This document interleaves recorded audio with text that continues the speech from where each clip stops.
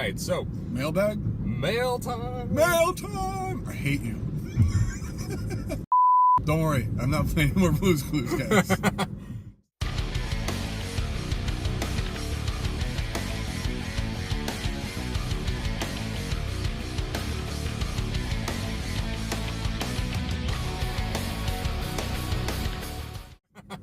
So this was found on the hashtag extras, Tremaine Edmonds and Defensive Depth episode. And this was from Dennis Chapman. So this is long, it's more of a statement and then wants our feedback on it. Okay. All right, so here's what it says. Reports indicate Shaq is ready to ball. Trent is a beast.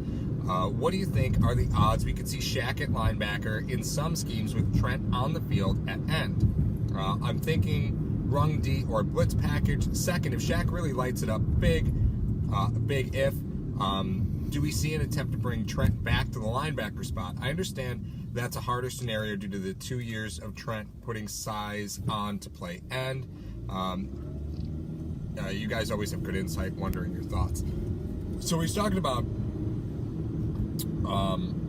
obviously there are two defensive ends, right? Mm-hmm. So the thought process is, can you move Shaq to linebacker? The reason it's a conversation was because when he was drafted, there was a thought that he was going to play linebacker. When Rex Ryan drafted him, it was in a 3-4 scheme. In a 3-4 scheme, he would play linebacker. Yeah. It is a little tough to ask now at this point in the season for these guys to drop back, I think. Mm-hmm. But what do you think? I always had reservations of letting a guy play a different position because the example that we have, the perfect example we have is Mario Williams. When he was in Houston, they were a 4-3 team. He was a defensive end, mainly had his arm in the ground and rushed the passer and everything. Now, but when you have to go forward and then cut, it's a little different than you're going to have to drop and then make a different cut laterally, and that's what hurt his leg. Yeah, that cost him a season. Exactly. So I just always hold reservations for that because of it's not something the guy's used to doing. But you can't, the other side of it is you can't not do it because you're just afraid the guy will get hurt. Mm-hmm. Does he have the skill set to do that? I don't know. If a guy is a 7.5 out of 10 with his hand in the dirt rushing the passer, but then he's a 5.5 if he drops in coverage, what do you want him to do? You know what I mean? Right. And the fact is, for however many years now, that's all he's done. He's had his hand in the dirt and rushed the passer. Yeah, he hasn't developed that to a degree where, okay, let's try something new with him. He already has that.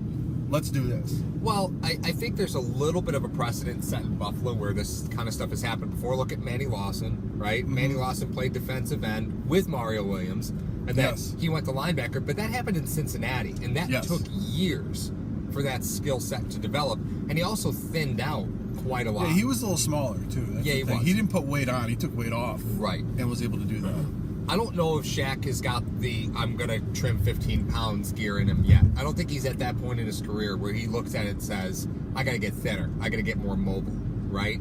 He's probably still in the fact of, I need to be strong. I need to be big to play defensive end. Yeah. And, you know, I like Trent Murphy a lot. However, he has a reputation for being injured. Shaq Lawson does as well. I'm keeping both of them on the roster because I'm just assuming one of them is getting hurt somewhere along the way, right? So I'm not looking to move Shaq. It's a package deal at this point. I'm not looking to move Shaq to another position because I'm assuming one of them is going to go down at some point, and I'm gonna need the other one to step up.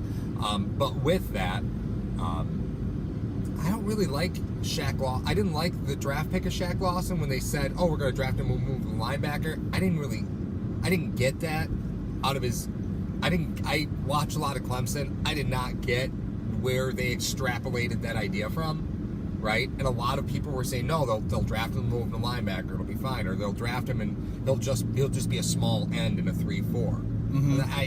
I didn't see it. I still really don't see it because even last night, or, you know, obviously we taped this segment Saturday morning. Sorry to we taped this Saturday morning. Even with the game that we saw against the Browns, he just wasn't. He wasn't explosive. He was. Yeah, he was. So I can't say that Shaq Lawson even has the speed to play linebacker. Well, the thing that the thing that I look at, you got to look around Shaq. You got to look around him. Number one, a huge thing is the fact that he was not picked by this regime. Mm-hmm. He was picked by the previous regime. So any of those guys that got drafted by Ryan, Whaley, or anything, unless you're in LaShawn McCoy, you're not staying unless you can prove to them you can do what they need you to do. Well, to release Lawson would cost him, I'm not looking up the numbers, but I would assume based on first round picks that it would cost him $6 million in dead money to have to get rid of him. Which I think is a moot point now, because the Bills, whoever they're going to cut, I think they would have cut Lawson already, because this is the year they're taking the hit on the chin for all the dead money.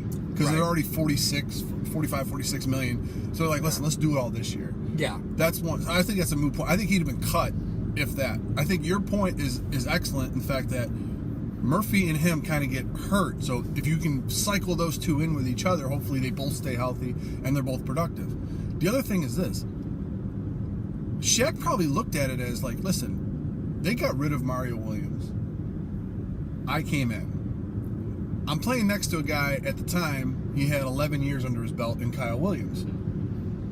They draft Milano, they draft Vallejo, they draft Edmonds. Mm-hmm. Do you think moving to linebacker is even an option? And they sign Alexander. Like, my best opportunity is to put my hand in the dirt and even put on more weight, because McDermott loves versatile players. If I could show them that I could play not only DN but D tackle, right? Lawson at a D tackle, maybe 10, 15 more pounds heavier with the quickness that he had, because he's much quicker as a D tackle than he is a DN. Right.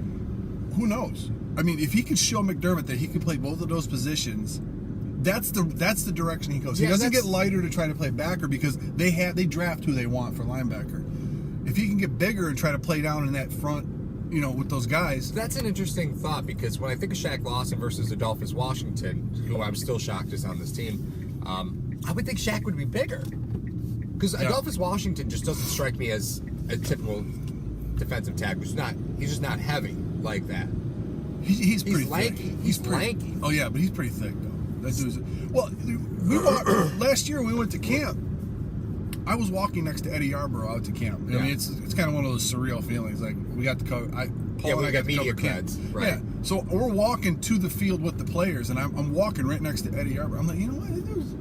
His upper body, like, he doesn't look like a D lineman with his upper body and everything. And then he walked by me, and I saw those two sequoias he was walking with. I'm like, oh, so that's why he's D lineman. Okay, all right. But that was the thing where, that's the thing about Shaq too. I mean, he's a big man. Mm-hmm. So if he decided to put on like 10 pounds, could still maintain a defensive end rush, improve that, and you could slide him inside on certain downs and distances. So let's say it's a 2nd and 18. Mm-hmm. You want to put Murphy in and Shaq with Starr and Hughes. That front four is, they're going to pass. So all right, just pin your ears back. Let's go.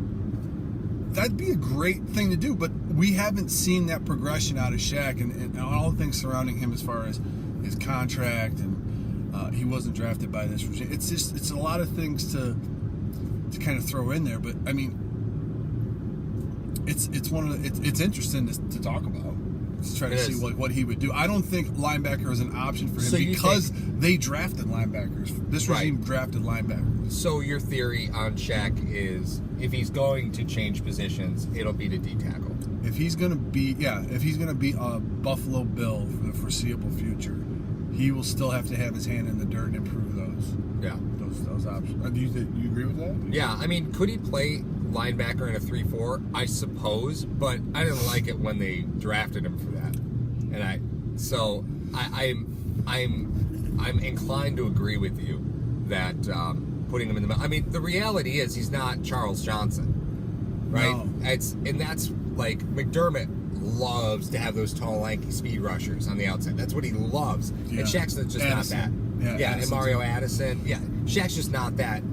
He doesn't have that gear in the transmission. If I were right? to, That's why you still see Hughes, because he's that fast outside rusher, and that's what he loves.